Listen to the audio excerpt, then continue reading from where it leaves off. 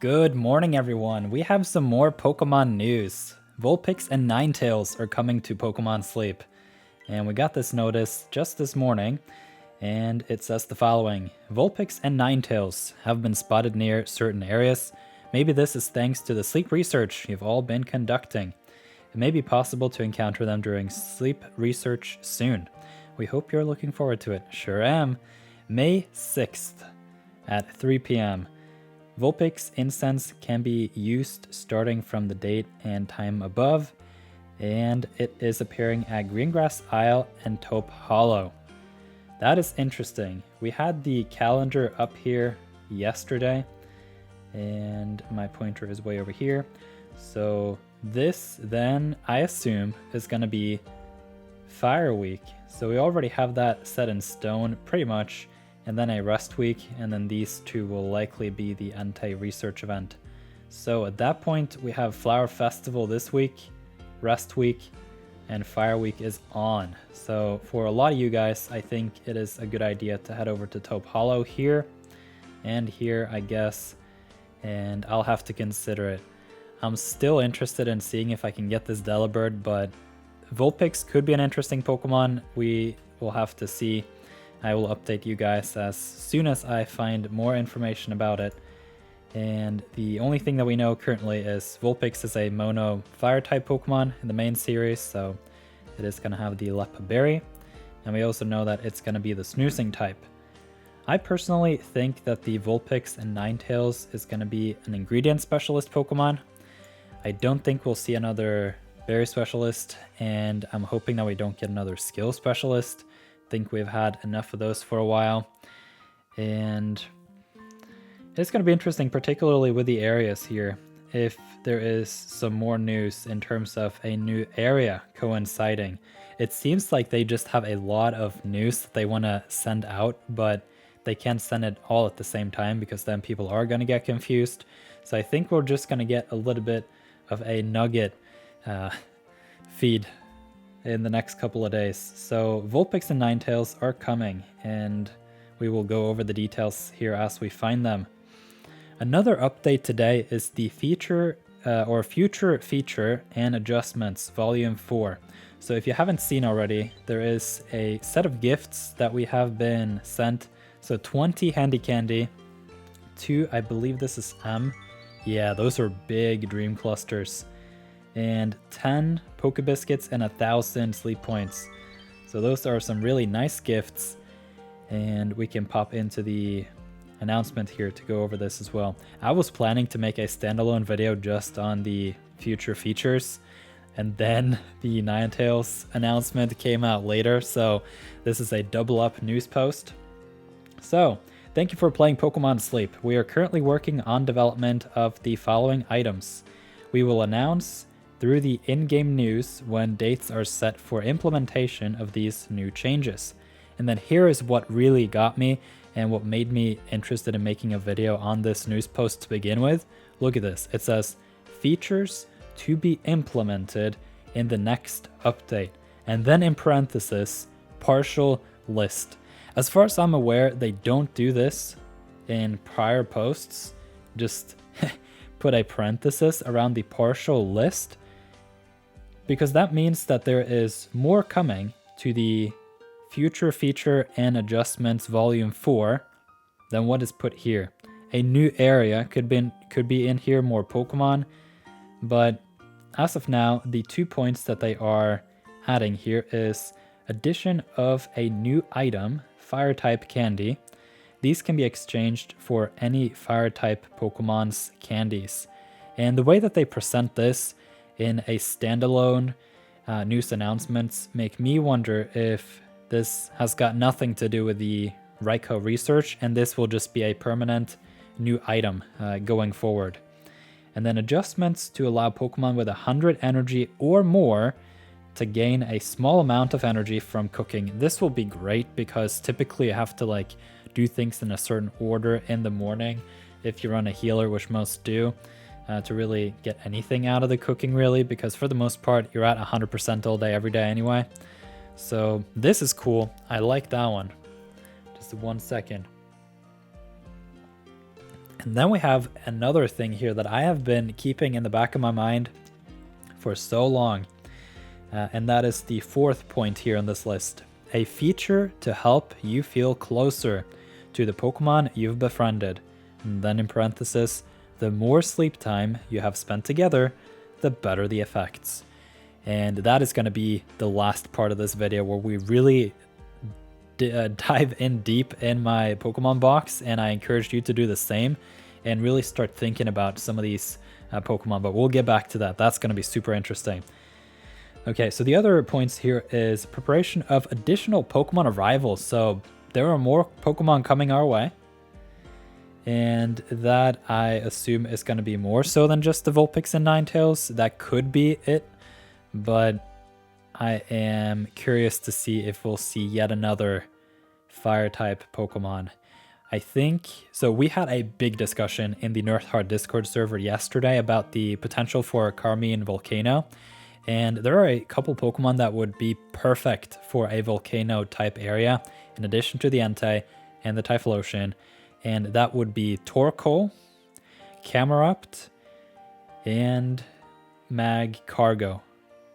Those are really, really strong Pokemon. Heatmore could potentially be in there too. And overall, there is a lot of volcano and fire and eruption type Pokemon that could really become a nice area. And especially when Quilava, Typhlosion, and Jay pointed out the Arcanine doesn't have any sleep styles either. So that's going to be interesting. We need a place for those. Okay, the Entei Research event. That is what they're currently working on too. Summer events that allow you to get candy of various types. Candy of various types makes me wonder if there is some fire type candy and some handy candy, or if they're going to introduce more type candies. Could be interesting. And the known issues slated for improvement in the future: features and balance adjustments to help Pokemon Sleep beginners progress easily in the game.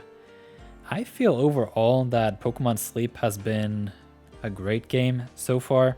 I've played since the start, and to an extent, I don't think there is a big concern. There must be something that I'm not seeing here, but if you started after launch, then you're just following your own trajectory, and that's mostly what Pokemon Sleep is all about anyway. So this point on emphasis, or this emphasis on the progress, seems a little bit weird to me, but maybe there's something I'm missing. So, a special gift. We are giving each player a gift as a token of our gratitude. You can accept it by tapping the gift box, which we did. And remember to claim this one, everyone. And yeah, that is a pretty nice gift. And then we plan to give our next future features and adjustments update in the latter half of 2024. So that would mean like September, October, November type deal, which is perfectly fine. Probably around the Halloween event would be my guess. And so this is interesting because they announced the announcement, but it's only partial. You can see the word here. This is very strange to me. I think we just have a lot of news coming our way, and so they try to fragment it, as I've said a couple times now. And so what I am now interested in doing a deep dive on, and I want to see some numbers and some Pokemon names in the comments from your collection, and that is on this fourth point, a feature to help you feel closer to the Pokemon you've befriended. The more sleep time you have spent together, the better the effects. So sleep time, that is one of the criteria you can search for in the Pokemon box. So that's what I'm going to do. I'm going to have a look at some of my Pokemon with the most sleep time. So by far, my Tyranitar has the most sleep time. And we can see here that it's got 1,500 hours. That makes me wonder if maybe there is some lockstep potential here. I wonder if it also coincides with the increase of the main skills, because that is something that they have announced that will happen at some point at level 7 main skills for all the main skills. And I personally think it is likely that the sleeping time shared could be tied to a Dream Shard purchase, or not even purchase, but a Dream Shard spend on increasing the main skill level. So not only do you have dream shards as a requirement, but also a certain sleeping time shared where you can just boost your main skill. My guess would be probably 500 hours and 1,000, maybe 2,000, 5,000, 10,000, 20,000, something like that. That would be crazy, but I think something like that could make sense. I am curious though, whatever else it could be. A point here too is some of the earlier misinvestments may then get a boost. So some of the sunk cost fallacy will be helped out a little bit. So for example, my Sylveon compared to a Gardevoir is not as strong. I just happen to have a really strong Sylveon, as you can see here. It's got skill level up M, skill trigger M, main skill chance up nature, helping speed S, skill trigger S, and helping speed M. So if you switch out the skill level up M here with the berry finding, you could not find a better Sylveon.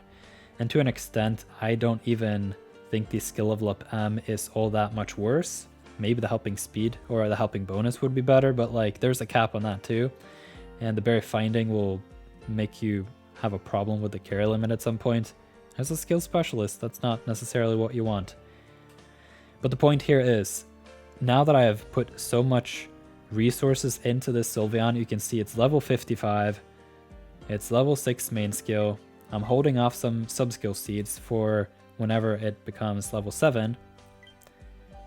And it's got a lot of sleep time. It's like number 3 here, you can see. And over, like, basically the length of this game, I have been very strict on being against shedding team members, because the daily experience is a huge resource if you can manage to pile it into long-term Pokemon by sacrificing a little bit of the short-term gains. And so that's partially why you see my collection has got so many Pokemon over level 30. I've just been fueling all the resources into a lot of these long-term Pokemon. So for example, I don't have a lot of berry specialists because those are a lot harder to find than a lot of the ingredient Pokemon at times. It just depends really, but it is something that I'm working on. But I'm super curious to just look at the numbers here. So if you open your collection and give me the top 5 Pokemon on your team, that could be pretty interesting, and we can compare in the comments. So for me, that is the Tyranitar at 1,500 hours, and the Venusaur at 1,250 hours, Sylveon at 1,150, Flareon at 820, and Gengar at 680. And then depending on how that drops off for people, then that could be pretty interesting. If I go down here and look for some other Pokemon, we can see,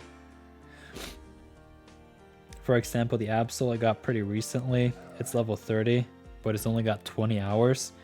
So especially as we progress in this game and we get a lot of candies from the friend list, the potential to boost Pokemon just straight to level 30, 40, even 50 is going to be ever present, especially if you hold on to those resources until later in the game. And so the fact that they do introduce now a time slept variable to these Pokemon is super interesting to me. So that was the big point here. Put a comment on your top 5 time slept Pokemon and some of the numbers if you're interested, and then we can compare in the comments.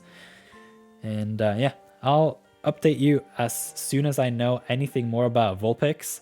You can subscribe to the channel to stay up to date on those news, and yeah, take part of the discussions. We have a lot of chat happening in the comments on my videos, as well as the nirtheart Discord server. So if you're looking for a premium Discord server for Pokemon Sleep, consider checking out the details in the video description.